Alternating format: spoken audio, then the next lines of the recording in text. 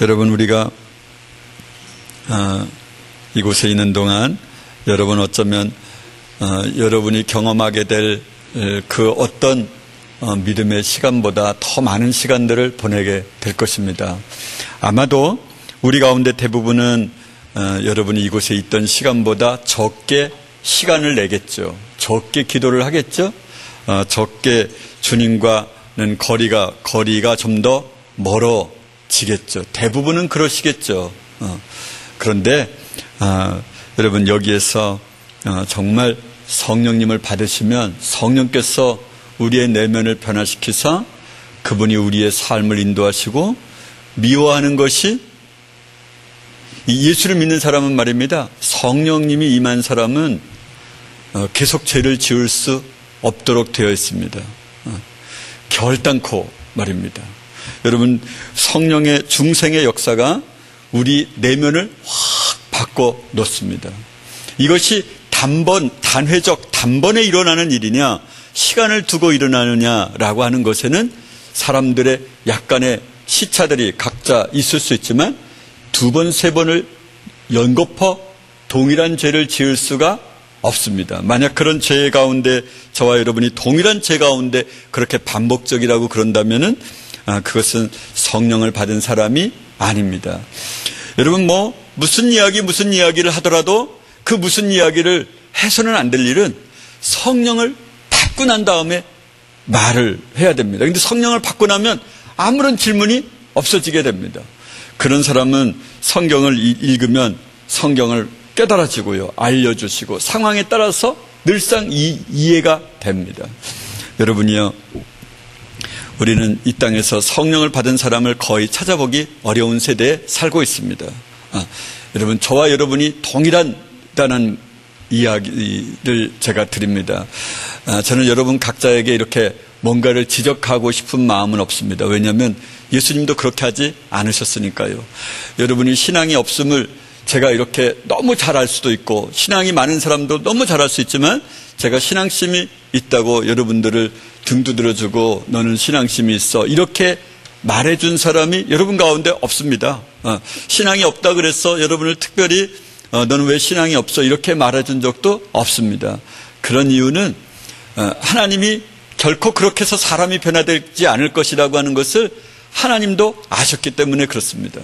그러니까 여러분, 제가 여러분에게 그렇게 다가가서 먼저 이야기해 주지 않는 것에 대해서는 여러분 나이 많을 때는 아주 권위의 도전을 많이 하는 시기입니다. 권위의 도전. 그래서 부모가 부모로 인정이 되지 않고, 내가 기분이 좋을 때는 부모로 대접을 하지만 내가 기분이 나쁠 때는 그냥 밟을 수 있을 정도로 어머니에게도 대들고 욕하고 이렇게 하는 세대에 우리가 살고 있습니다. 여러분은 제가 살았던 시절보다 훨씬 더 힘들고 어려운 세대에 살고 있습니다.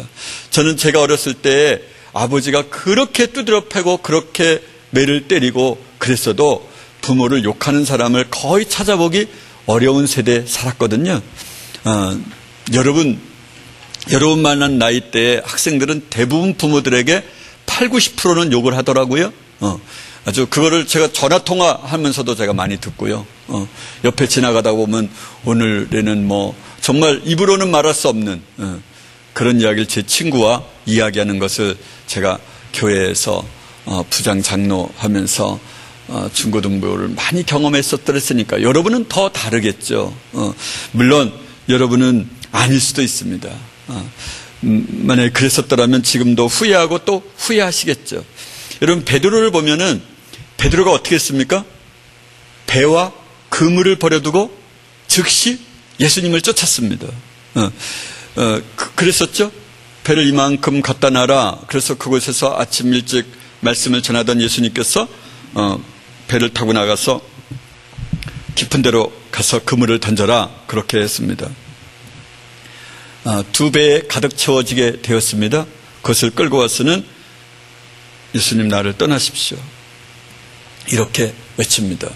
그리고 너는 나를 따라오라. 그랬을 때 배와 그물을 버려두고 예수님을 쫓았습니다. 그런데 무슨 일이 일어납니까? 3년 반 동안이나 그렇게 예수님과 창조주이신 그분과 함께 다니면서 오병이어, 칠병이어의 기적을 경험하고 수없는 경험을 가지고 있으면서 그리고 특별한 수제자 베드로, 요한, 야고보를 수제자로 그렇게 세워놓았음에도 불구하고 그가 뭐라고 말합니까? 모든 사람이 부인하여 떠날지라도 나는 결코 부인하지 않을 겁니다. 목숨을 버리겠습니다. 그렇게 한 지 6시간도 지나지 않아서 그는 예수님을 저주하고 부인했습니다. 여러분, 배와 그물을 버려두고 부모 친척을 떠나서 무조건적으로 그렇게 주님을 따라다녔던 베드로도 어떻게 했습니까? 부인합니다. 아무리 우리가 입술로 지금 장담을 해도 어떻게 된다는 겁니까? 성령님을 받지 않고서는 부인할 수밖에 없다는 겁니다. 여러분이 어떤 마음을 어떻게 가지고 있어도 그것은 아무런 의미가 별로 없습니다. 왜?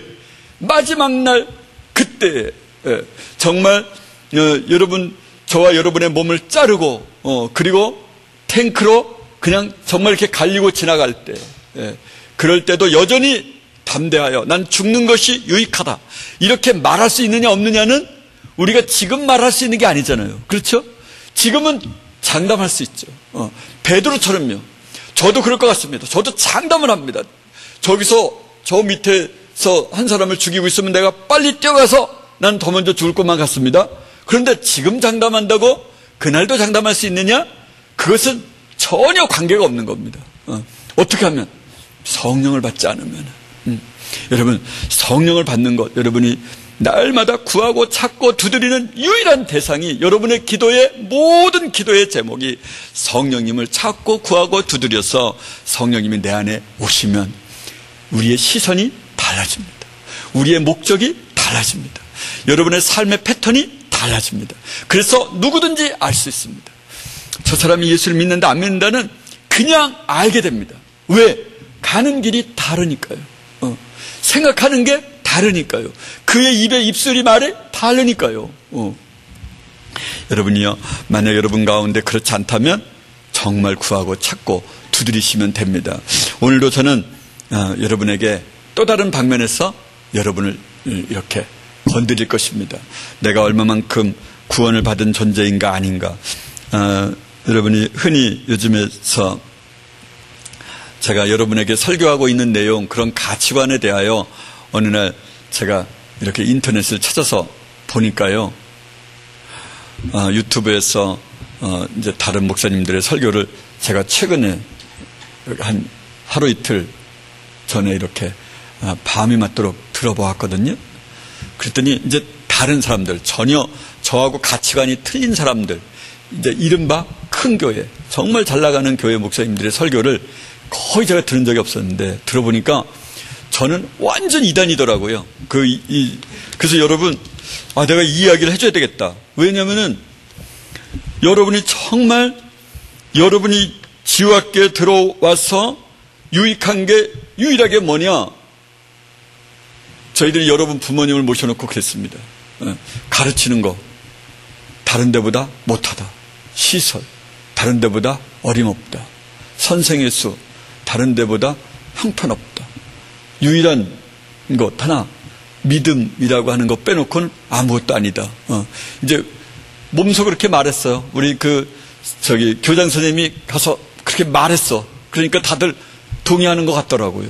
근데 만약 믿음의 영역에 있어서도 이단을 따라왔다. 이거는 정말 최악이잖아요. 그렇죠? 제가 이런 말씀을 드리는 경우는 여러분 중에 단 한 분이라도 저하고 이렇게 관계가 나빠지면 여러분은 이 학교에 있는 것이 최악입니다. 그러니까 당장 나가야 됩니다. 빨리 나갈수록 좋은 겁니다. 그렇지 않으려면 저한테 그냥 미워하고 욕하고 그러면서 계속 물어보고 또 물어보고 당신이 이단이다 자꾸 말해줘야 됩니다. 그래서 제가 정말 여러분을 뛰쳐나가지 않게 하고, 나가면 큰일입니다. 그래서 한 사람이 나가면은 5%가 나가는 겁니다.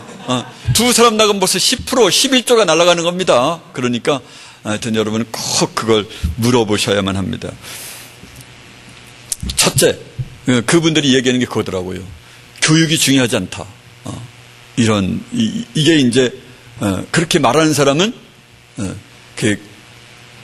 이단이다 이렇게 말을 하더라고요. 왜 그러냐니까 사람들이 이게 이제 여러분 학부모님들 가운데서도 이제 졸업한 학부모님들이 친한 부모님들이 있는데 그 부모님들이 이제 저한테 한두 번 전화를 하는데 목사님 요즘에는 표를 받지 말라는 이단들이 그렇게 많다고 그러던데요. 뭐 이게 나한테 얘기하는 거죠. 난 그 말을 들으면서 참 신기한 게요. 이런 거 아니에요? 표를 받아야 구원을 받는다. 그런데 못 받겠다 그러면 그건 이단이잖아요. 그렇잖아요? 표를 받으면 구원을 받는데 못 받게 한다. 그러면 이단일 수 있잖아. 그런데 여태까지 표를 안 받은 것을 표를 받지 말아라. 그런데 그걸 이단이라고 말하는 게 참 너무도 이해가 안 돼요. 뭐 설명을 해야 될 거 아니야. 그냥 여러분 요즘에 베리칩을 받지 말라는 그런 이단들이 속속들이 있는데 그런 말은 절대로 듣지 마십시오. 그냥 수식어로 붙더라고요. 그래서 참 신기하다. 왜 이단인가를 얘기해야 될 거 아니에요. 표를 안 받으면 왜 그런 사람들이 왜 이단인가 이렇게 얘기를 해야 될 텐데 그런 얘기는 없어. 무조건 그냥 표를 받지 말라는 절대 안 된다는 이단들의 말을 삼가십시오 이렇게 얘기를 하더라고요. 그 다음에 예수님이 곧 오신다 이렇게 말하는 사람은 무조건 이단이다 이렇게 얘기를 하더라고요. 또 교육이 중요하지 않다 이렇게 말하는 것은 선악을 알게 하는 지식의 나무로 이렇게 해석하는 사람은 무조건 이단이다 이렇게 이야기를 해서요. 그러고 보니까 모든 이단을 말하는데 제가 다 껴 있더라고요. 그게 각각 다른 사람이 말한 거거든요. 뭐 대학이 중요하지 않다. 그래서 대학을 못 가게 하는 그런 인간들이 있다. 이런 이단이 있다. 이렇게 얘기를 하고요. 이 목사님이 또 저 목사님 설교 들어보니까 베리칩을 받지 말라는 그런 이단들이 있는데 절대로 그 말을 들어서 안 된다. 이렇게 또 강조를 하더라고요. 그리고 또 예수님이 곧 오신다. 이렇게 말하는 이 이단들이 또 있다. 이렇게 얘기를 하더라고요. 그래서 오늘은 여러분이 여태까지 못 들었겠지만 만약에 들었으면 얼마나 힘들겠어요. 이 최악인 곳에 남아 있어야 되는데 그 나가려니 어디 나갈 때도 마땅치 않고 뭐 이러면 정말 죽을 맛이잖아요. 그래서 여러분에게 이 이야기 몇 가지 이야기를 드리려고 합니다. 여러분이요 사람이 육신대로 살면 반드시 죽을 것이로되 영으로서 몸의 행실을 죽이면 살리라 그렇게 말씀하셨습니다. 여러분 원래는 이 종말론주의자들이 지금 요즘에 종말론을 해석하는 부류는 큰 두 부류가 있습니다. 하나는 세대주의적 종말론주의자들, 세대주의가 있고요. 또 하나는 뭐가 있겠어요? 개혁주의. 이 두 개의 주의가 있습니다. 개혁주의 신학파들과 세대주의 신학파. 이 두 개가 있습니다. 개혁주의 신학파라고 하는 것은 성경의 대부분을 거의 모든 부분을 문자대로 해석을 하지 않고 상징으로만 해석을 합니다. 그래서 요한계시록도 상징이다. 그러니까 칩도 그냥 매매니 뭐니 이렇게 말하는데 그게 다 상징이다. 이렇게 말을 하는 겁니다. 근데 세대주의자들은 문자 그대로 해석을 합니다. 그리고 이제 종말론을 이렇게 이야기하고 있는 사람들 가운데서는 대부분 세대주의적 종말론주의자들이 한다고 합니다. 저도 최근에 처음 알았습니다. 제가 세대주의적 종말론주의자라는 거를. 근데 저는 뭐 그런 사람은 아닌데 하여튼 일부가 대충 맞더라고요. 여기다 껴놓으면 여기도 맞고 저기다 껴놓으면 저기도 맞고 다 맞아가지고 너는 무엇이냐 도대체 정체를 밝혀라. 제가 정체를 밝히고 있는 중입니다. 원래 이제 세대주의는 뭘 주장하냐면은 7년 이 신구약 시대를 몇 세대로 나누냐면은 7세대로 나눕니다. 제가 그렇다는 게 아닙니다. 그러니까 세대주의적 종말론. 그러니까 종말론을 이야기하는 사람들 대부분 세대주의인데 세대주의는 7세대로 나누는데 신약을 2개의 세대로 나눕니다. 교회의 세대 또 하나는 천년 왕국 시대. 천년 왕국은 아시는 것처럼 예수님이 공중에서 재림하신 후에 1000년 동안 원수마귀 사단을 무저갱에 집어넣고 열쇠를 잠깁니다. 그리고 이 땅에는 그야말로 1000년 동안 사는 겁니다. 1000년 동안 살아서 자녀를 낳고 그래서 수가 무수히 많은 숫자가 있는 겁니다. 그 전에 그냥 심판을 해가지고 악한 사람들은 다 죽이고 원수마귀도 집어넣고 무저갱에다 집어넣고. 무저갱이 무슨 뜻이야? 무저갱이 저가 끝이잖아요. 밑바닥이잖아요. 그건 뭐예요? 밑이 없는 갱은 뭐예요? 갱도. 갱도를 팠다 그러잖아. 그러니까 무저갱 그러면 갱도를 팠는데, 굴을 팠는데 밑이 없는 그런 갱도. 그러니까 뭐 정말 그냥 끊임없이 하고 떨어지는 거지 뭐. 그런데다 그냥 딱 열쇠를 채우는 걸 이제 무저갱에다가 열쇠를 딱 채웠습니다. 1000년 동안. 그래서 그것을 이제 1000년 왕국 시대라 이렇게 말합니다. 그것을요. 그래서 신약에는 두 세대로 나누는데 첫 번째 세대가 뭐라고요? 교회 세대와 그걸 이제 은혜의 세대라고 말하고 두 번째는 1000년 왕국 세대다. 이렇게 이제 세대를 나눕니다. 구약의 세대는 첫 번째로는 무죄 세대라고 나눕니다. 뭐 이렇게 크게 제가 말씀드리면 그것은 에덴 동산에서 있었을 때 범죄하기 직전 이런 무죄 세대다. 이렇게 얘기를 하고 양심 세대 그러면 선악과를 따먹은 이후 노아까지 그때까지 양심 세대라고 그러고 인간 왕국 세대 양심의 세대를 지나서 인간 왕국, 인간 통치 시대는 노아 이후부터 아브라함까지를, 언약의 시대는 아브라함 이후부터 모세 이전까지, 율법 세대는 모세부터 예수님 때까지, 그럴 때까지 율법 세대 이렇게 얘기를 합니다. 신약 세대는 몇 세대라고요? 교회의 세대, 은혜의 세대, 곧 그다음에 천년 왕국 세대 이렇게 나누는 겁니다. 극단주의적 세대주의자들은 지금 세대주의자를 얘기하는 겁니다. 극단주의적 세대주의자들은 킹 제임스 버전만이 유일한 성경이고 나머지 성경은 다 사단이 만들어낸 것이다. 이래가지고 이제 킹 제임스 버전을 사용하지 않는 모든 교회를 이단시합니다. 뭐 킹 제임스 버전만 사용한 사람이 이단이 아니라면 또 얼마나 좋겠어요. 우리도 그냥 당장 바꿔가지고 이단 아니면 다 천국 간다면 너무 좋을 텐데. 그러니까 이거는 이제 문제가 있는 거죠. 뭐 우리는 GNT 사용하니까 이거는 뭐 완전히 사단이 만들어낸 거라는 게 되는 편이죠. 이렇게 세대주의자들 가운데 이제 그런 사람들이 있습니다. 이 세대주의자들은 어떻게 해석하냐면 7년 대환란이 일어나기 전에 교회는 다 휴거가 된다는 겁니다. 뭐라고요? 7년 대환란 이전에 휴거가 된다라고 하는 겁니다. 이게 이제 세대주의자인 사람들이 말하는 겁니다. 이게 이론이 딱 성립이 되었습니다. 그러니까 세대주의적 전천년주의다 이렇게 말합니다. 전천년 그러면 1000년 앞에 라고 하는 뜻이죠. 그러니까 또 개혁주의자들은 두 개로 나누는데 전천년설과 무천년설로 나눠집니다. 그러니까 지금 세 개로 나눠진 거죠. 하나는 세대주의적 전천년설, 그 다음에 또 개혁주의자들이 두 개가 있는데 하나는 무천년설, 하나는 뭐라고요? 그렇지. 무천년설과 전천년설 이렇게 나누는 거예요. 또 요즘에는 또 후천년설까지 주장하는 사람들이 있어요. 그러니까 전천년, 무천년, 후천년. 뭐라고요? 전천년, 무천년, 후천년. 네. 이게 무슨 뜻이냐면 예수님은 천년 왕국 시대 전에 오시되 7년 대환란이 끝나고 난 다음에 오신다는 거예요. 그러니까 7년 대환란 전에 온다는 게 뭐예요? 세대주의적 전천년설이에요. 그러니까 세대주의자들이 주장하는 게 7년 대환란 전에 온다는 거예요. 그 다음에 7년 대환란 끝나고 온다 이런 사람들이 개혁주의 신학파, 요즘 거의 모든 장로교와 천주교가 주장하는 거예요. 꼭 장로교가 들어가면 천주교가 꼭 들어가. 대부분. 사도신경 그러면 천주교가 들어가면 또 뭐가 들어가? 장로교가 들어가. 그러니까 개신교라고 그러는 것은 장로교만 개신교에 해당하는 거고 루터교나 이런 게 개신교고요. 개신교가 뭐예요?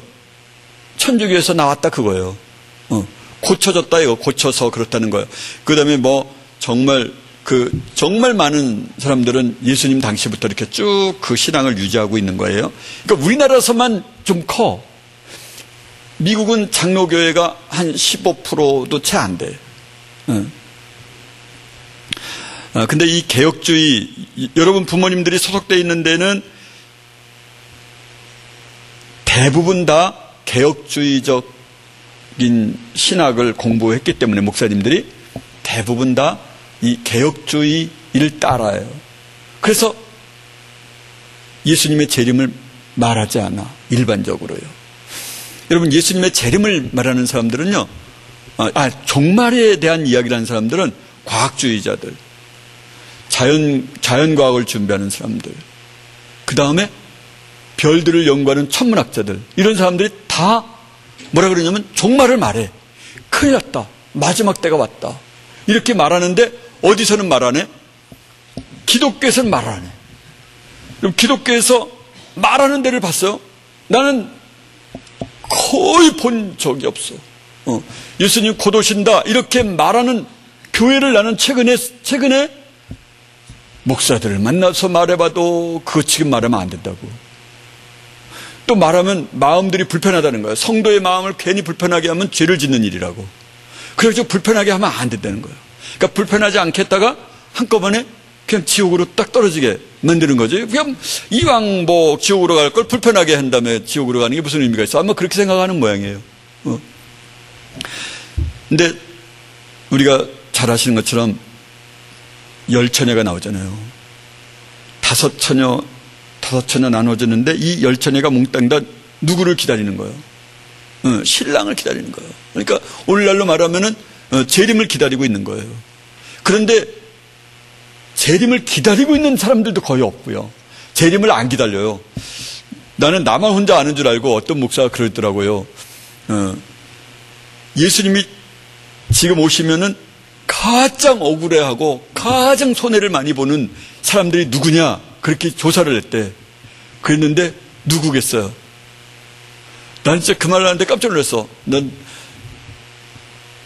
어떻게 이럴 수가 있을까 진땀이 났어. 목사들이라 그러더라고. 그냥 적절하게 잘 돈을 벌고 잘 인기를 받고 있었는데 예수님 오시면 이제 땡이잖아.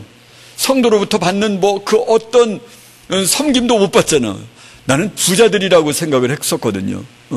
그냥 부자들이 건물 날라가 땅 불타버려 뭐 지진 폭발해 그래가지고 아이고 내 집 저거 어떡하나 내가 그동안 모아놨던 금부채 어떻게 뭐 이럴 줄 알았는데 목사들이라고 그러더라고요. 그래서 나만 혼자 아는 줄 알았더니 거의 모든 사람들이 다 알더라고. 인터넷에 뭐 그렇게 많이 떠 있다 그러네.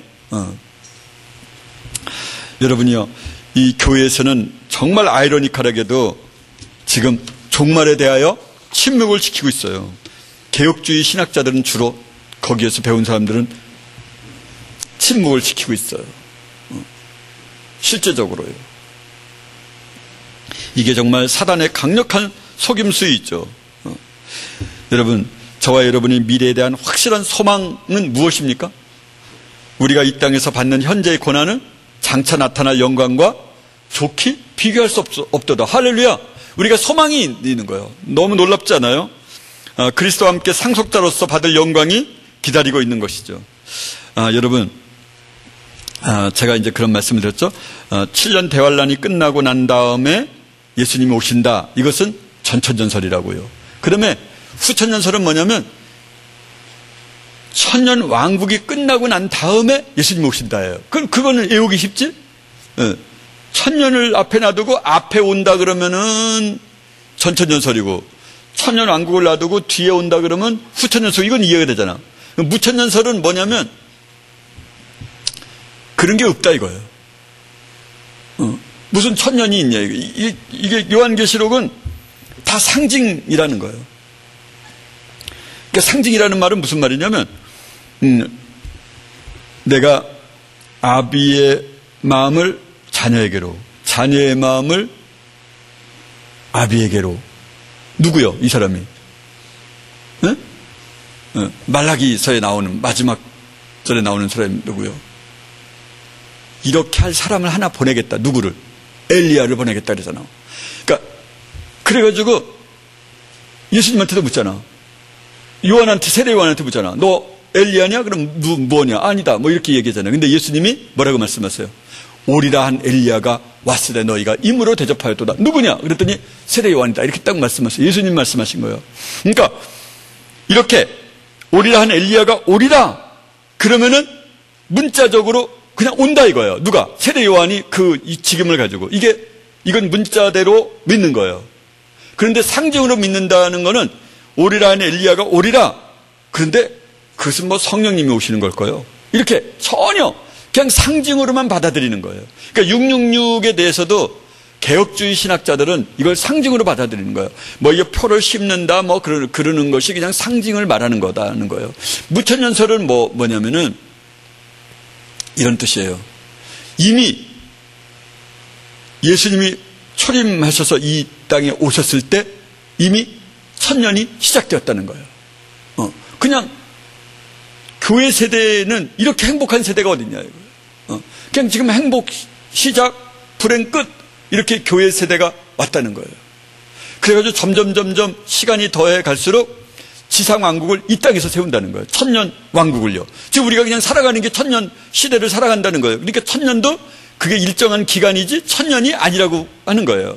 그냥 우리가 살고 있는 시대가 천년 왕국 시대라는 거지. 그래서 천년 왕국이라는 말을 구태여 그 무천년, 전천년, 아니 후천년, 전천년 이게 아니라 천년이 없다 이거예요. 대신에 그들은 뭘 하는 거냐면 이제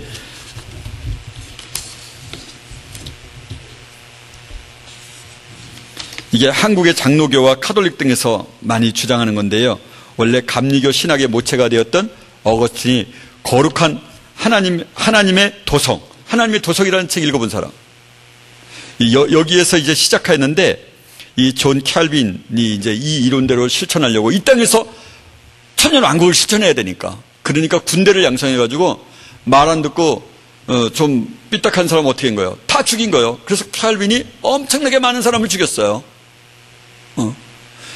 뭘 유아 세례에 대해서 뭘 이렇게 유아 세례를 부인한다.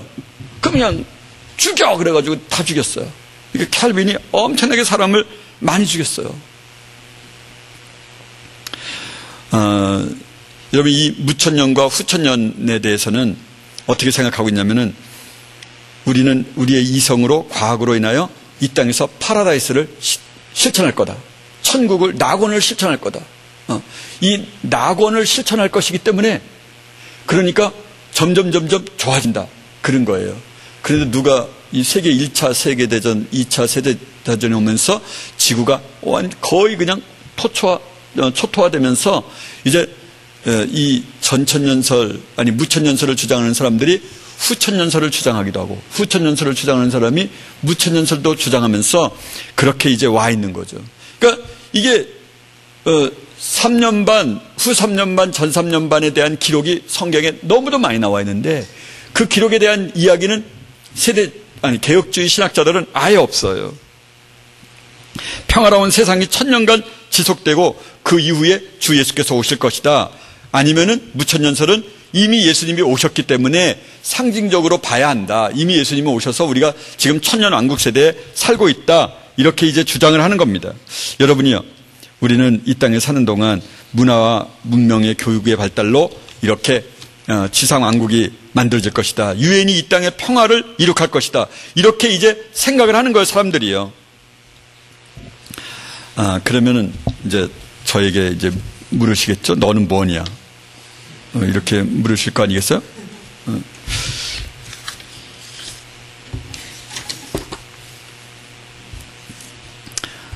여러분, 저는 뭐 이렇게 세대주의적 전천년설과 개혁주의가 말하는 전천년, 후천년, 무천년설 그 어디에도 동조를 하지 않아요.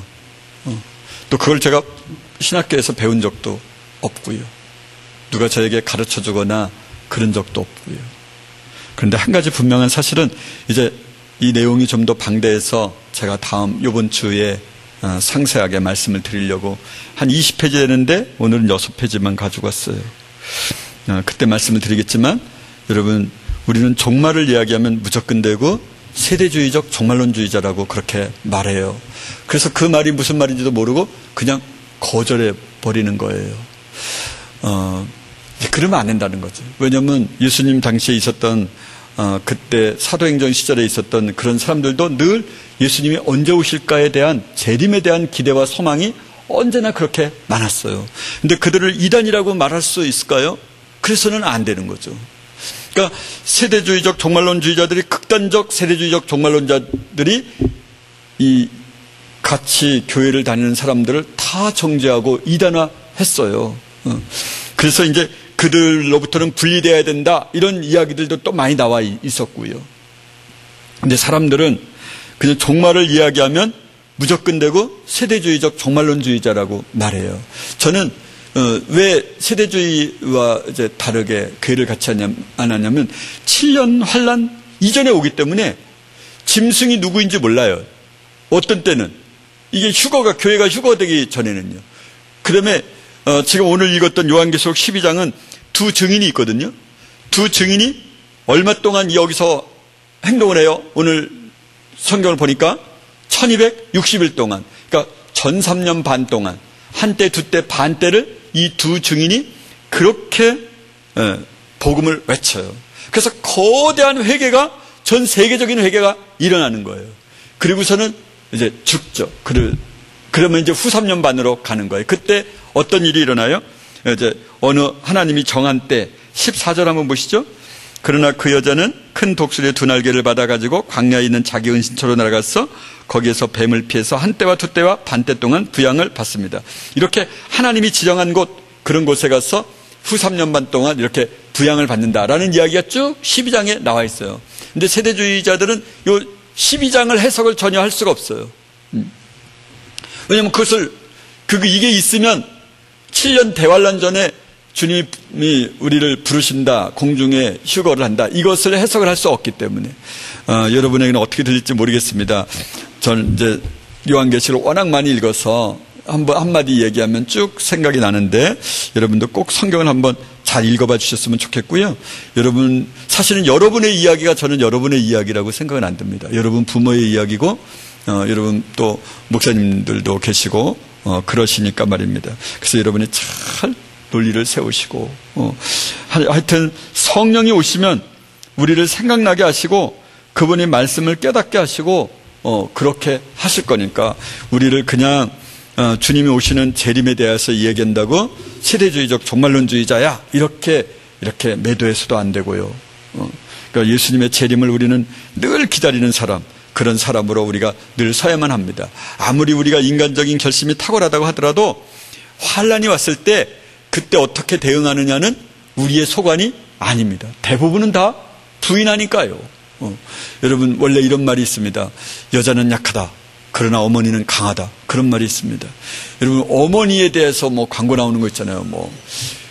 버스를 따라가는데 버스를 추월하나? 하여튼 그렇잖아요. 그렇죠?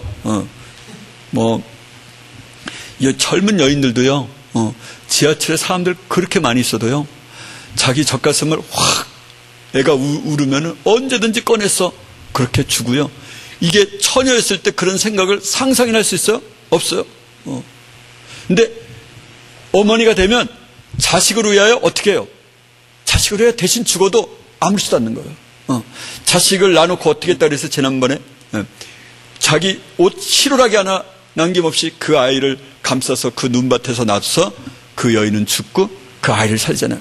그 추위에 죽을 때 그 아픔이 어떨까? 여러분도 그런 추위의 아픔을 경험해 보셨어요? 정말 그 살이 얼어지는 그 느낌은 어땠을까? 이런 말할 수 없을 거 아니에요. 그렇죠? 그런데 그 아픔을 자녀를 위하여 참아내요. 성령을 받은 사람은 만약 여인으로 말하면 어머니와 같아요. 여러분, 어머니는 하여튼 무조건 강해. 무조건 강해.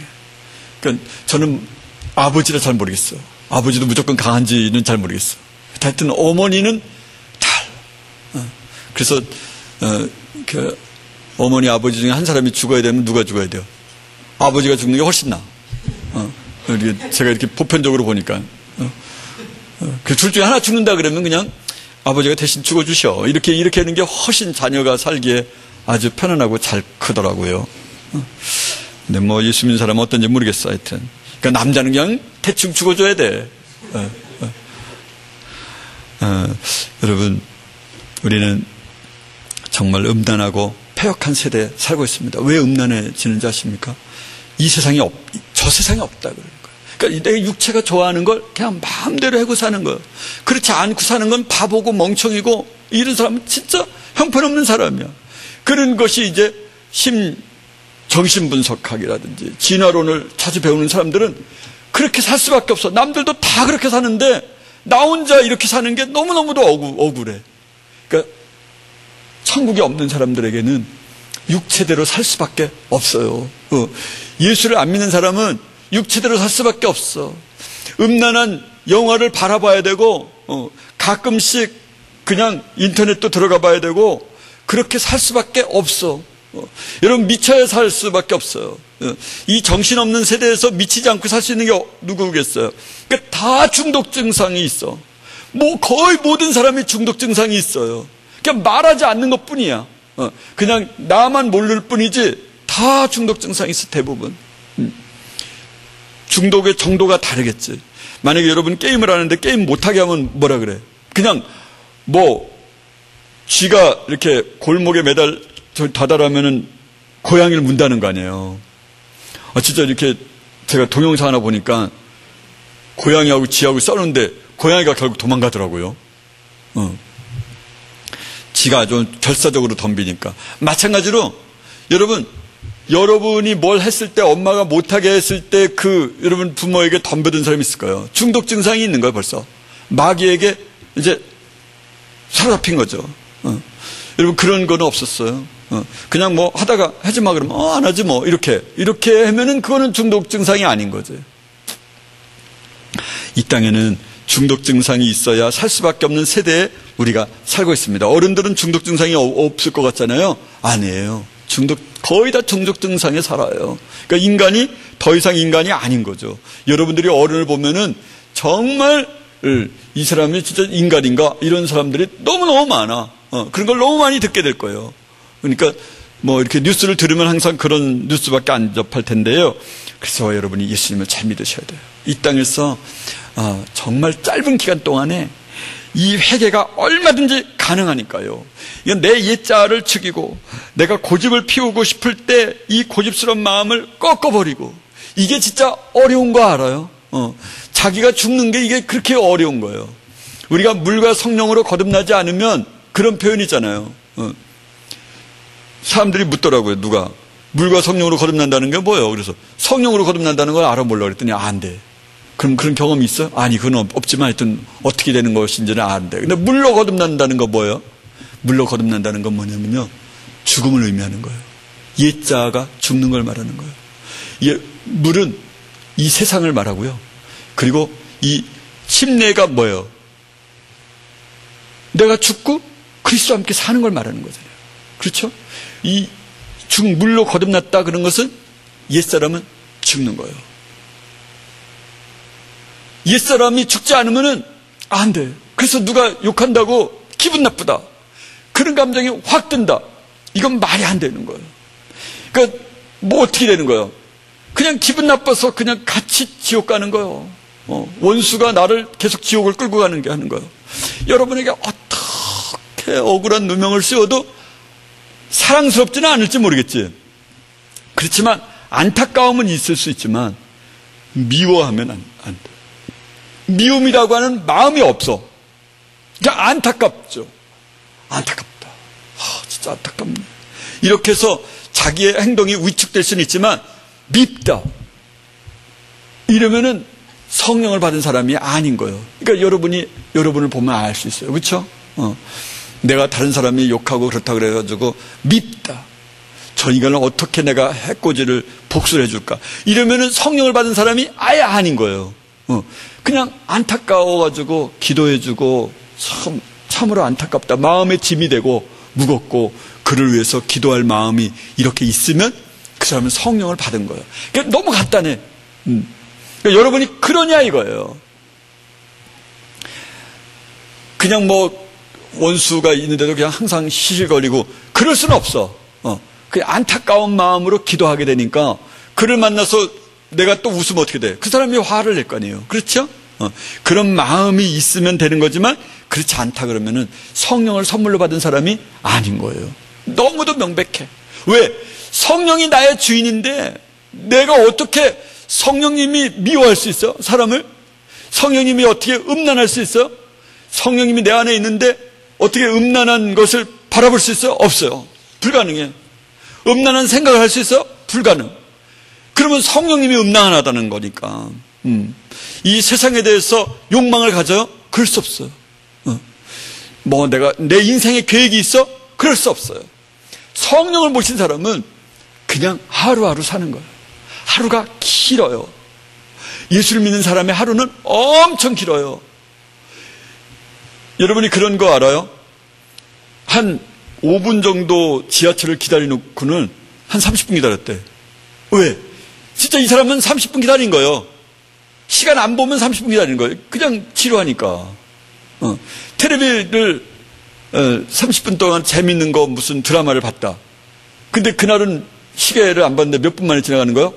3분 만에 지나가는 거예요. 이 사람은 진실이요. 그냥 머리가 진실인 거지, 자기 감정에. 그러니까 즐거운 거 자기 마음대로 하고 싶은 걸 하는 사람은 시간이 빨리 가요. 그런데 예수님의 말씀대로 사는 사람은 시간이 늦게 가. 100년을 살아도 1000년보다 더 많이 가. 왜? 다른 사람에게 해야 할 것, 당연히 요구할 것, 이런 것을 요구할 수 없거든요. 미워할 만한 의무도, 그런 권리도 아무것도 없거든. 그를 향하여 안타깝게 기도해 줘야 되거든요. 내가 원하고 하고 싶은, 내 육체가 하고 싶은 거를 못해. 만나고 싶은 사람도 만날 수 없어. 그냥 아무 때나 이렇게, 요즘 벚꽃철이거든요. 근데 올해 벚꽃 좋아하는 사람들은 망쳤을 것 같아. 왜냐면 벚꽃이 벌써 다 졌어. 서울은. 이제 진해가 벚꽃 벌써 졌어. 없어졌어. 여기만 조금 이제 지금 피려고 그래요. 폈어? 안 폈어? 아직 안 폈어? 이 밑에는 안 나갔구만.